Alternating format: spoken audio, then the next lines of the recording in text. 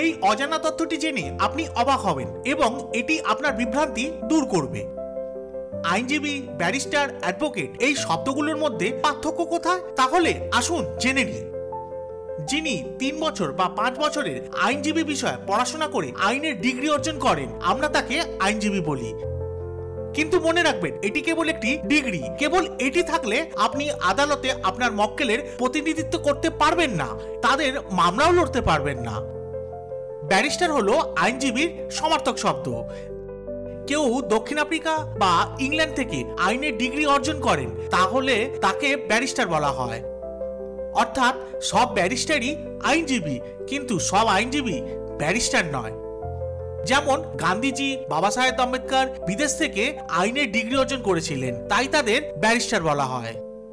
এবার মনোযোগ দিয়ে শুনুন। যখন একজন আইনজীবী নিজেকে বার কাউন্সিল অফ ইন্ডিয়াতে নথিভুক্ত করেন, তখন তিনি একজন অ্যাডভোকেট হন। এখন তিনি আদালতে তার মক্কেলের প্রতিনিধিত্ব করতে পারেন এবং মামলাও লড়তে পারেন। এটাই ছিল পার্থক্য। কি দূর হলো তো আপনার বিভ্রান্তি?